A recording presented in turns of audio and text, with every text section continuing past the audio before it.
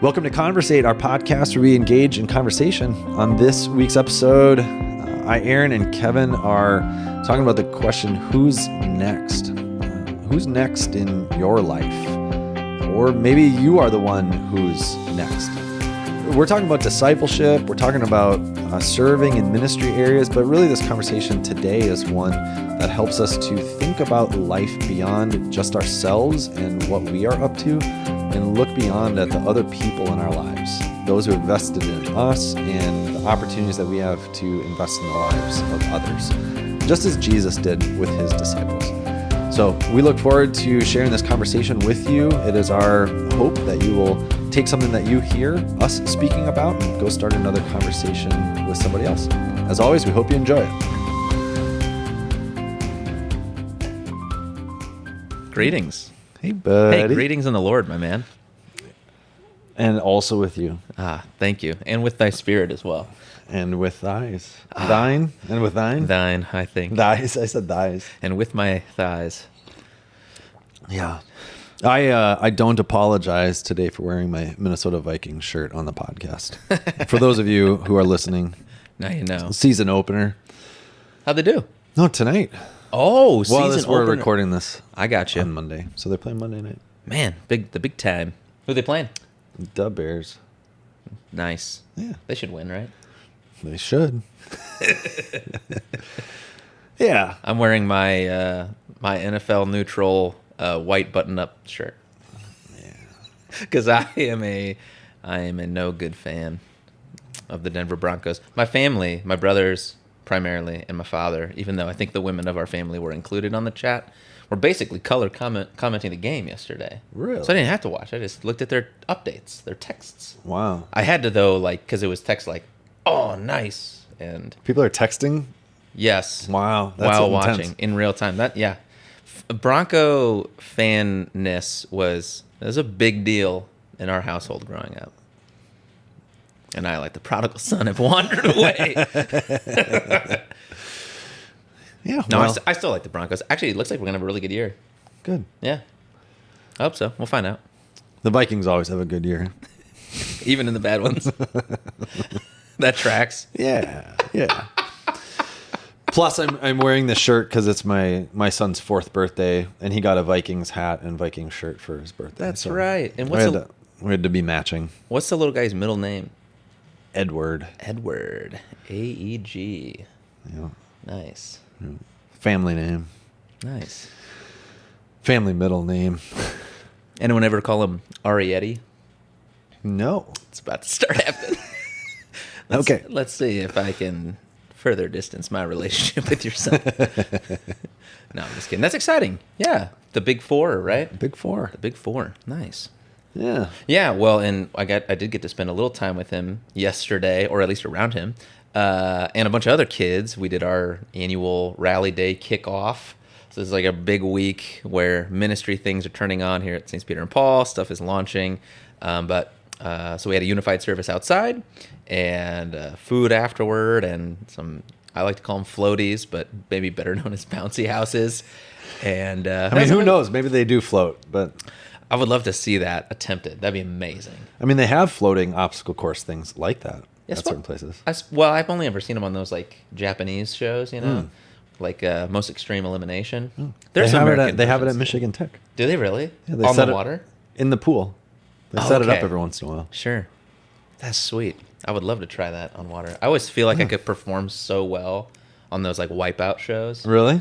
I don't think I actually would, but I believe that I would. You've seen my skills on the obstacle course, though. Yeah, but you throw your back out by standing up. So Yeah, see, I have to engage in very, very intense physical things, and then my body's fine. Kind of. yeah, Depending what the thing is. you want to start training for it. That's the thing. No. Yeah, so Rally Day's been fun. That's been, I mean, that kind of fall kickoff Rally Day, before Sunday school starts and things. Even the calling it a Rally Day is something that outlives me in this place. Yeah, how long have they been doing that for? Do you know? I don't know. Does it so when you came here Predate, yeah. in 2010? Yeah, there was were- Rally Day, but I think we've I mean, we weren't doing the bounce houses and all that stuff. So Yeah, it's that's evolved and newish. developed. Yeah. But same idea, like rallying around for the start of the Yeah, I think so. kind of ministry Yeah. year. Yep, nice. Yeah, and I think I've heard that the phrase used at other churches too. So I think it's I don't know, kind of customary thing, depending on where you're at. But yeah, so we're starting this new sermon series with this. With this time, we generally speaking do a 4-week kind of fall kickoff series. So this one's called "Who's Next," and the idea is really to get us paying attention to the people that are around us, and not just ourselves, and not just the things that we are doing, but the people around us, and how we invest in the lives of the people around us, and also in the things that we do, kind of bringing people along in those things, raising people up in certain kinds of tasks, or specifically in the church, like different ministry areas and that sort of stuff. So just asking who's next. And so the first sermon was really just kind of really generically asking that question, who's next, getting us thinking beyond ourselves, but really taking a look at Jesus in the way that he raised up his disciples. And then in John chapter 17, how he prayed specifically for his disciples. And then also how he prayed for those that would be reached by the work of the disciples. So like this kind of almost praying multi-generationally, in this vision of Jesus, of how the church on earth would start, and how the gospel would spread, would come through the means of these disciples doing the very thing that Jesus raised them up to do. And so we need to ask that question ourselves. And I would say at certain points in my life, I've been better or worse at that. There's certainly been times in my life where I've been involved in certain things, thinking that if I ever handed this thing off, that would just not be. It would not be good. It would die. I think back to college. I was involved in a student-led praise and student-led praise and prayer type service. It happened every Wednesday night. It was called Fish. I didn't start it. It existed before I was there, but I was in college for 4 years, and I was involved in it for 4 years. And by my senior year, I was helping in the leadership group of it. And I just remember my senior year, like those kids that were coming up next, that we were going to be handing this over to. It was just like, we couldn't even imagine like what was going to happen. Like it just wouldn't. And so I even remember like graduating, going off to seminary, and like kind of worrying about Fish. And guess what ended up happening? What happened? At some point, they ended up canceling it. It died. I mean, they like rebranded it and kind of kept doing it, but differently. Okay. So it died, but it was reborn. Sort of. It resurrected. Yeah. But it's like, Was that a student decision, or was it more organizational? I don't even know. Oh, okay. It was, You're watching from the outside. Yeah, I was gone. You're seeing it unfold. And so there, like, I don't know. There's been certain things like that where, like, if I had perhaps, I don't know, I was going to say if I had done a better job of raising up people, maybe I would have felt better about handing it off, instead of like kind of having a tight grip on the leadership and not raising somebody up and then just thinking, oh man, I got to leave this thing and who knows what's going to happen. Sure. Yeah. So having like a forward focused mindset, like thinking ahead. Yeah. Yeah. Beyond myself. Beyond yourself. Sure. That makes sense. Yeah. Yep. But then there's been other times in my life where this kind of ministry philosophy is certainly something that I've been trying to lean into for a while now, in terms of raising people up and empowering and discharging them and sending people to do things and accomplish stuff. But I don't know. I do it, better in some regards than in others. I don't know. Is that like, What's been your experience, either passing something on, or maybe on the other side, like being raised up intentionally by people? Well, I mean, honestly, on both sides, I mean, I got to stew on that for a minute, but I'll talk while I stew because I'm an external processor. And my like immediate inclination is that I don't know that I've experienced super well either side of that. And I want to be hesitant when I say that and not disparage all the people who are listening right now are like, Kevin, what are you talking about, Kevin? Remember that thing that I handed off to you so perfectly? But like I when you were talking about a ministry that you were involved in undergrad, I also thought of a ministry that we actually started when I was a junior at Concordia, Wisconsin, that was particularly targeted to a homeless ministry, like in the city of Milwaukee. But I guess I don't know. I didn't really check in to find out if it like continued. We did it my junior and my senior year. And I know that there were some people like lining up to be involved with it for that following year that I was going to be gone. But like, I'm not much of an organizer. Like I'm not the most, I think I'm getting better at being organized in my life in general, but I tend to be more of a fly of the seat of your pants kind of guy. That's a hard thing to pass off, flying by the seat of your pants. I mean, you can pass that on to people. I don't know how much it helps them.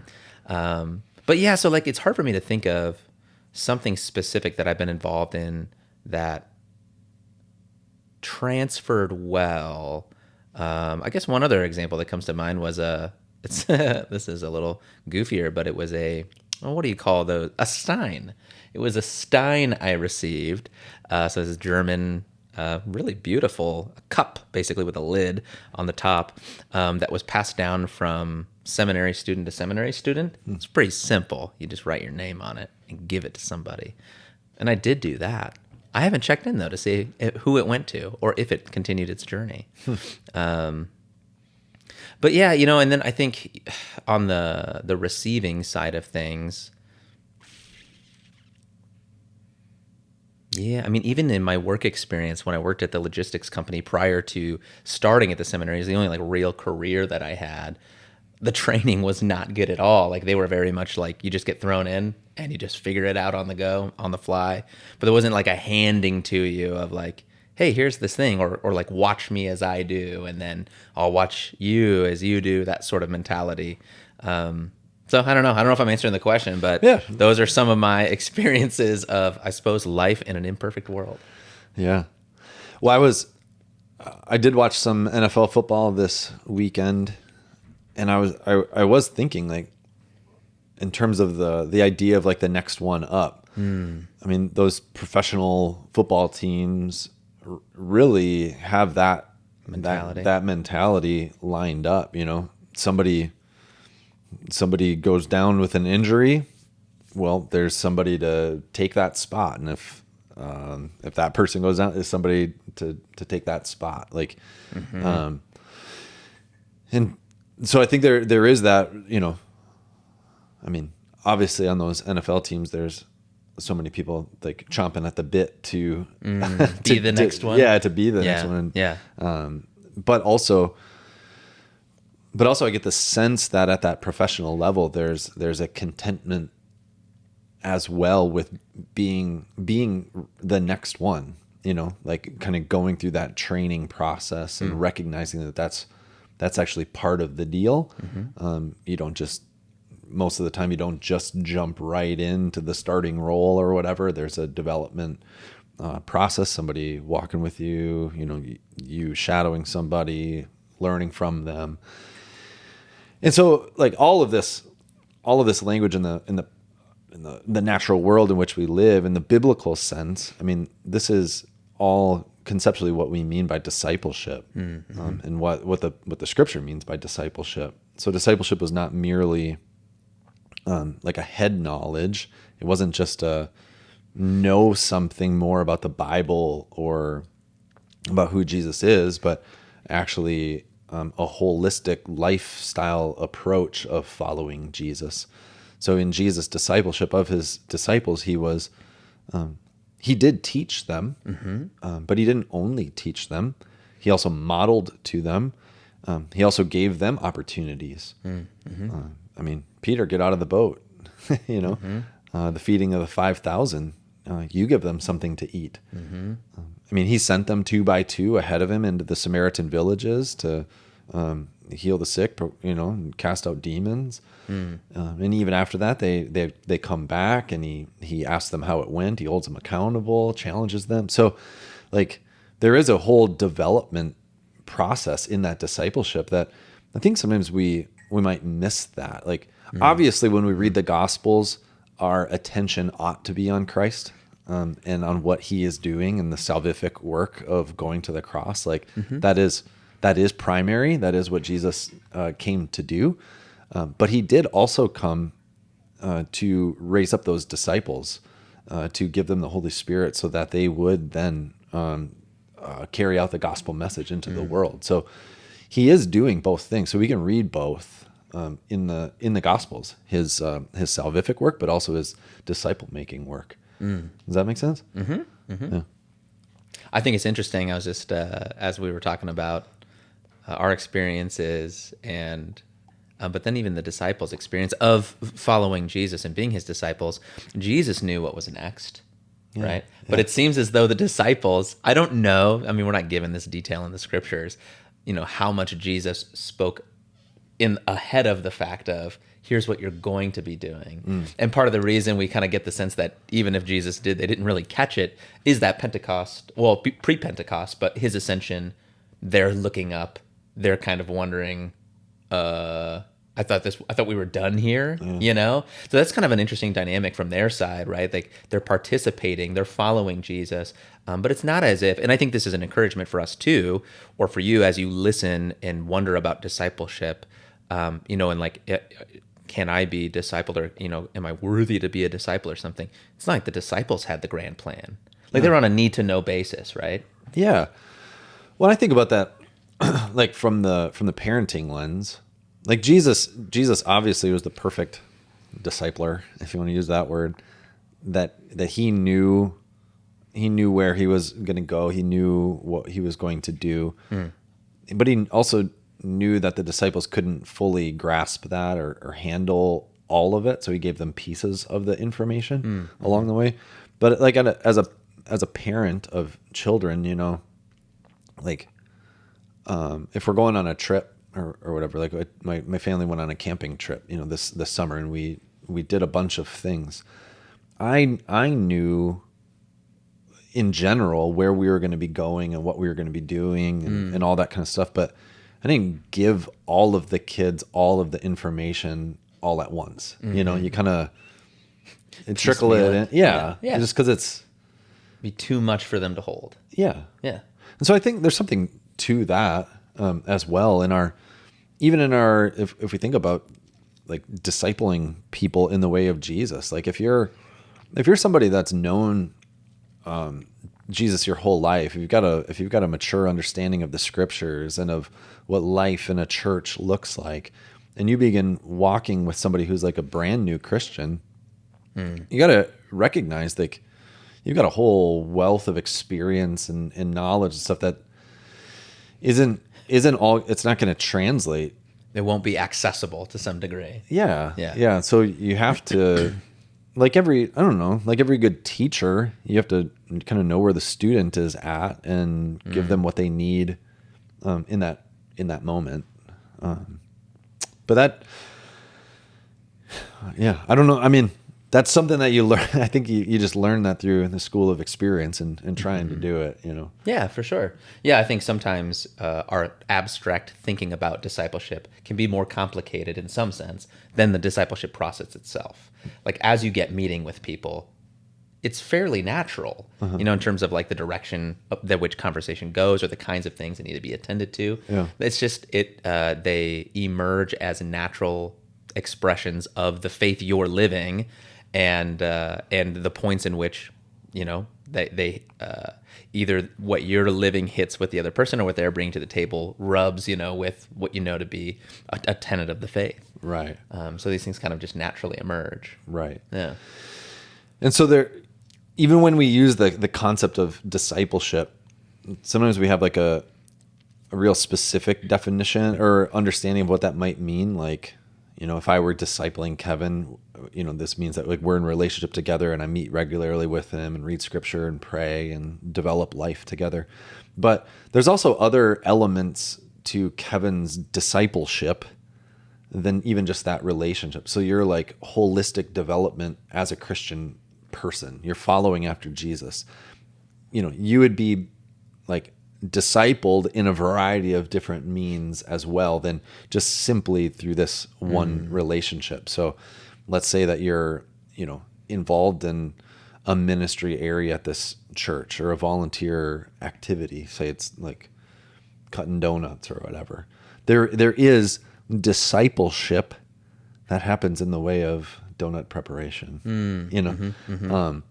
There's learning, there's growth, there is somebody modeling to you, showing you, raising you up, empowering you. Yes, now you can use a knife by yourself. Boy.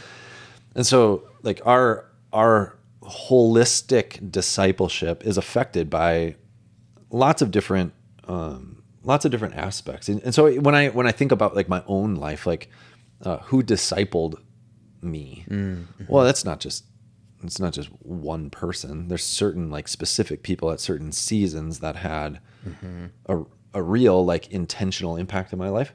But obviously, like, I mean, I kind of gave an example in the sermon of like this path of life that I've taken, and just reflecting back on the path of life are also the people of my life. And the people of my life, like so many people have made me the person that I am. Like it's actually incredible to think about, like really humbling if I allow myself to go, wow, I didn't really recognize it at the time, like the amount of investment that people were making in me. Wow. And how formative some of those people or experiences would be like years later is something that I find surprising. Like certain people, I'm just like, I like save this email from this person because it was so significant to me. They probably have no idea even that it was that significant to me. I doubt they have saved it on their end in this one specific relationship. But yeah, so you're saying like there's some intentional relationships you have, but in sort of the wider, I like to call it the lowercase d discipleship, a realm, like we're being influenced by lots of things around us. And so there's lots of people then who have influenced us one way or another. Yeah. And so then I think about the relationships that I have. There are some that that I'm very intentional with, where I spend quite a bit of time in with the intention of development in matters of faith and life. But then I also there's lots of relationships I have with people where, I might not have the opportunity to say as many words, but sometimes those words that I have the opportunity to speak in people's lives like last a long time. Like I can think of people who spoke formative words to me that I hold on to that were probably just a passing thought in a whole bunch of sentences that they spoke in that day. But to me in that moment, those words were super impactful. Like there was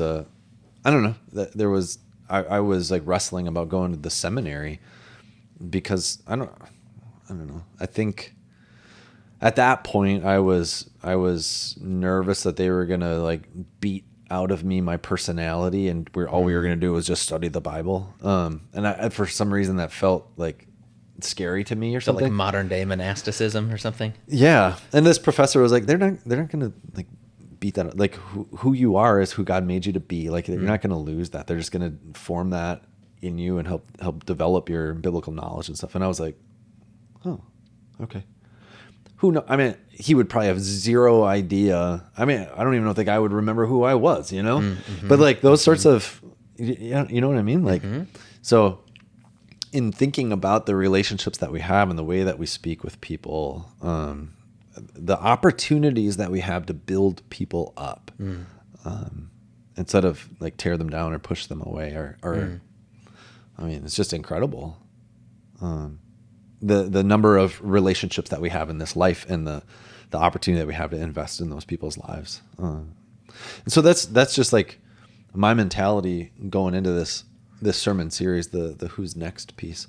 I even took my own words of advice in the sermon, because I was thinking about like my own children, and how do I pray for my own children. And a lot of times, like my wife and I, pray before bedtime. Like our prayers are generally for like just stuff that's going on. Like our kids have had health issues, and we're praying for healing and peace and all that kind of stuff. But even last night, I was like, in our prayers before bed, I was like praying more specifically that yes, these children would grow up to know and love you, Jesus, so that they can also be a shining light to the people all around them throughout their lives. Like that kind of multi-generational vision of like, why do we make the investment in these, even in our children? It's like, well, hopefully because like they will then be the ones to make an impact in their own families and on and on. I think that's the idea of like leaving a legacy of faith. It doesn't just die with you. It grows and it's passed on. And I mean, that's what Jesus did so well. I mean, obviously his legacy of faith is passed down to every one of us. So, well, and I was, thinking about Jesus as the model. It is kind of interesting to wonder about, I think it's connected to this whole conversation, especially as we think of the people who didn't like, it's not like they set out to intentionally say something formative for us, but it happened, right? Or the kind of legacy that lives on, even when it's indirect. Like some of the people I think of in my life who are formative, like I consider them these formative people. But it was things that were more like caught, like not specifically said to me. It was just like the way in which they embodied their faith, really, at the end of the day, was really impactful. I think also about, so Jesus handing, the kingdom, the ministry over to the disciples, and your intro story about that experience, from undergrad. And it's like, well, what's going to happen? I mean, in some sense, for Jesus, right? Like, I think we can look at church history and say, things didn't necessarily go the way, like if Jesus was doing it. Right. Right. And so I do think it's so well, at least it causes me to ponder about, because even in the midst of all of that negative church history, I believe that God's kingdom is going forward. It is expanding. It is moving. Well, and it's because it is his.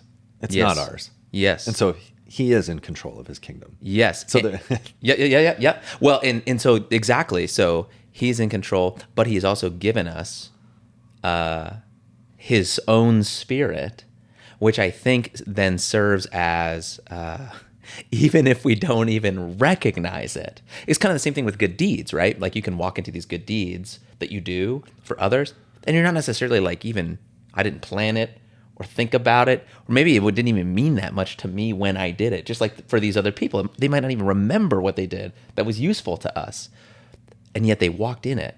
Mm-hmm. And so I think there's something to, it's like even behind these things that people have shared with us that were formative. My thoughts are a little bit scattered. I've been reading Augustine and his Confessions, and he's in this section where he's wondering about his own journey to faith. But he has this idea about like truth and what it is. And he roots that idea of truth into God as he now knows him, as the Trinity. But that God has sort of sprinkled his truth in, what am I trying to say? I'm trying not to be heretical here. God can use whatever means he sees fit in order to direct us towards his will. I think that's like we have the ones that we know, like, hey, here it is. We can be intentional with God's word. We can be intentional with his sacraments. There's lots of things where, even if it has the potential to expose, God, he might not be calling me to go to this or that other thing. But it just seems to me that there's something that we have. That's why I guess what I was trying to get down to is like, sometimes we feel like we hand things off poorly or things, fall apart after we're gone. A case could be made that happened or has happened, in some ways still is happening, like in the Christian church. But how do we account for that, or how do we rest in? Well, I think we can rest in the history of the scriptural narrative too. I mean, this is the story. God is the divine actor whose promises will be fulfilled because he's the one who makes the promise and he'll carry it out. But he doesn't. But then what's our role in that? Well, he tells us to do certain things and to play an active part. I mean, you just think about like Moses and the children of Israel when they come out of slavery and they're on their way to the promised land. Like that whole story is one of like God shaping and forming his people and telling them like, hey, these things that I've taught you, teach them diligently to your children, pass these things on, write them as on your doorposts and put them as frontlets before your eyes. And then the people are like, yeah, we'll do it. And then they don't. And then, so there's a process there, but God remains faithful. And so this is by far the scriptural story, right? God is faithful to his promises. His word will endure. The grass withers, the flower fades, but the word of the Lord endures forever. And so God will accomplish his will according to his promise. And he asks us to participate in that. And so, this is where the Great Commission comes from, right? Okay, go now wherever you go and make disciples of all nations, baptize them in the name of the Father, Son, and Holy Spirit. Teach them what I've commanded you. And I'll be with you always to the very end of the age. And so Jesus is the one that's, doing it, but he's also saying, okay, participate in this. And I think that's so helpful, just as we talk about discipleship. Sometimes, especially if you're new to the concepts, they can sound like, and we've even used it to talk about other arenas, like, well, is this just kind of like organizing principles, for any system or any business or any, group of people together trying to accomplish something? And it's like lowercase d discipleship. Yeah, like we are kind of broadening that out to mean that. But when we're talking about the specific discipleship of the Great Commission, it's not just human organizing efforts, and if we do it just right, it'll work. It's it connects into those promises of God and his enduring faithfulness. That's the assurance. And sort of like the discipleship at that point becomes more of an invitation to participate in what he is going to will. Yeah. Right? Yeah.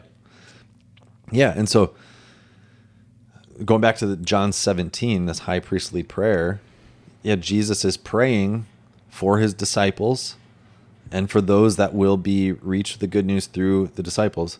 That is his will. And so he's seeing to it that it's happening. I mean, so the fact that you and I are here having this conversation and trying to raise up more people in the faith, that is according to the will of God. Like, I mean, he is active in his creation. And we get the opportunity to step in and participate at his invitation. And so there's going to be much more of this. We've got more conversation to have on who's next. So we probably dipped our toes in some of that already. But more conversation is good. That's right. All right. Well, we'll hang this one up for now and continue on next week. Look forward to it. All right. Peace. Peace.